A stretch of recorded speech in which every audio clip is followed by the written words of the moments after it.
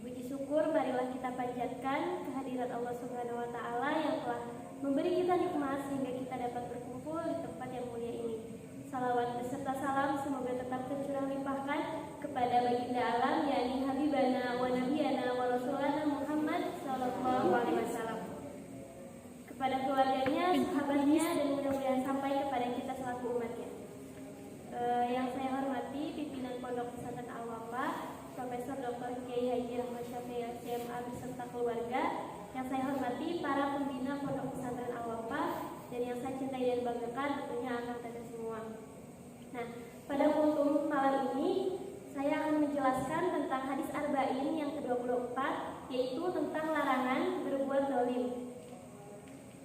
Nah, adapun bunyi hadisnya, Bismillahirrahmanirrahim. An Abi Dzar Al-Ghifari radhiyallahu anhu, anin Nabi sallallahu alaihi wasallam, fima yarwihi an-nabihi azza wa jalla annahu qala, ya ibadi inni haramtu dzulma ala nafsi wa ja'altuhu bainakum muharraman fala tadzalamu. Yang artinya dari Abu Dzar Al-Ghifari radhiyallahu anhu dari Rasulullah sallallahu alaihi wasallam, sebagaimana beliau meriwayatkan dari Rabbnya azza wa jalla bahwa Allah Subhanahu wa taala telah berfirman, wahai hambaku, sesungguhnya aku telah mengharamkan kedzaliman atas diriku dan aku telah menetapkan haramnya kedzaliman di antara kalian.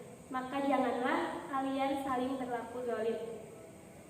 Nah, dalam hadis tersebut tentu kita dapat memahami bahwa Allah secara langsung telah melarang kita untuk berbuat zalim. Nah, arti zalim sendiri apa sih sebenarnya? Zalim itu adalah berbuat tidak bukan pada tempatnya.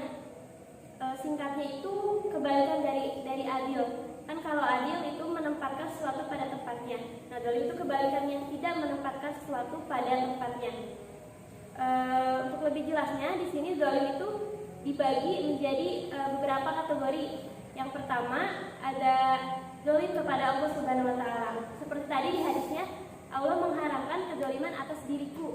Nah, seperti apa sih zalim terhadap Allah? Yaitu orang atau manusia yang mempersekutukan dan mengingkari Allah dan tidak adanya pengakuan yang jujur bahwa manusia diciptakan oleh Allah. Jadi ketika dalam hati kita terbersit tidak mempercayai Allah atau mempercayai selainnya, mempercayai adanya kekuatan yang lebih besar dari Allah, maka itu sudah termasuk zalim kepada Allah. Nah, yang kedua, zalim kepada orang lain.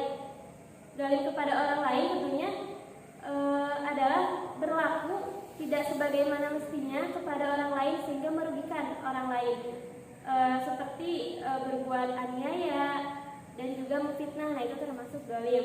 Terus yang ketiga, yang kadang tidak kita sadari, yaitu zalim kepada diri sendiri, tidak memenuhi hak-hak diri kita sendiri seperti begadang. Nah, itu termasuk zalim karena badan kita itu punya jatah waktu tidur dalam sehari itu seperti 8 jam, tapi kita cuma tidur hanya 2 jam, 3 jam, berarti itu zalim terhadap diri sendiri. Nah, yang keempat, zalim kepada makhluk Allah Subhanahu wa taala. Kan makhluk Allah itu selain manusia itu ada yang lainnya, hewan, tumbuhan. Misal kita tidak mau merawat, tidak mau menyiram tanaman, tidak mau memberi makan hewan atau tidak mau memberi minum hewan, itu termasuk zalim kepada makhluk Allah. Nah, itu. Terus kenapa sih zalim itu harus dihindari? Kenapa Allah melarangnya? Karena tentunya zalim itu akan menghadirkan sifat-sifat negatif seperti merusak persatuan dan persaudaraan. Ya, kalau kita zalim kepada orang lain, mungkin akan menimbulkan permasalahan, tidak akan akur dengan orang lain. Terus menghilangkan akhlak yang baik, karena zalim dengan perilaku awal zalim akan melahirkan sifat-sifat yang lain seperti amarah dan juga dendam misalnya. Terus juga akan menjauhkan kita dari keberkahan Allah, karena kita sendiri zalim kepada Allah, maka apakah iya keberkahan akan datang kepada kita? Jadi kesimpulannya bahwa Allah telah melarang perilaku zalim dalam diri kita. Maka dari itu kita harus berusaha untuk menghindarinya dan menerapkan dalam kehidupan sehari-hari bahwa perilaku zalim itu tidak boleh dilakukan. Cukup sekian dari saya, mohon maaf bila ada kesalahan. Wassalamualaikum warahmatullahi wabarakatuh.